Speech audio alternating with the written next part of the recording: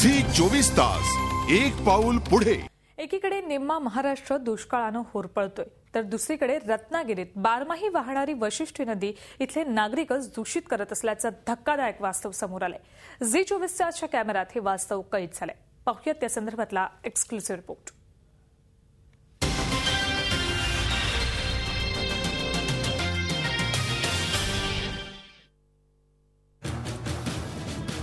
वशिष्ठी नदी दिवसाढवळ्या अशी प्रदूषित केली जाते।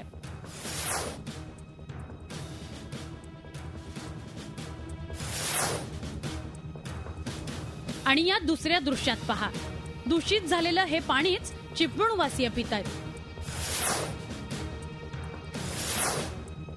चिपळूणवासियांच्या जीवाशी असा खेळ होत असल्याचं धक्कादायक आणि किळसवाणं वास्तव झी 24 तासच्या कॅमेऱ्यात कैद झालंय। शहरातले चिकन मटण विक्रेते मेलेल्या कोंबड्या आणि त्यांचे अवशेष या पाण्यात टाकतायत। दिवसाढवळ्या असा घृणास्पद प्रकार सुरू असताना प्रशासनाला कसलं स्वरसूतक नाही। नागरिकांच्या जीवाशी मात्र खेळ सुरू आहे।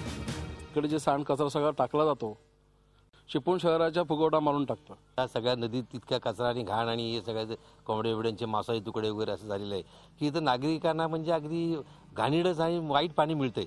त्याच्यामुळे रोगराई भयंकर वाढलेली आहेच आणि आणखीही वाढण्याची शक्यता आहे। झी 24 तासनं या किळसवाण्या प्रकाराचं चित्रीकरण केल्यानंतर आरोग्य सभापतींना जाग आली आणि त्यांनी कारवाईचे संकेत दिले।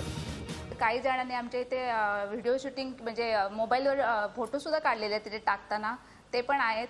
तरी सुद्धा आम्ही आता त्यांनी जर ऐकले नाहीत आणि ते ऐकत नाहीत, त्यामुळे आता आम्ही त्यांच्यावर कठोर कारवाई करण्याचा निर्णय घेतलेला आहे। परशुराम घाटातून वशिष्ठी नदीचे विहंगम दृश्य पाहायला मिळते, मात्र प्रत्यक्षात या नदीच्या पोटात काय दडलंय याबाबतचं सत्य झी 24 तासनं समोर आणलंय।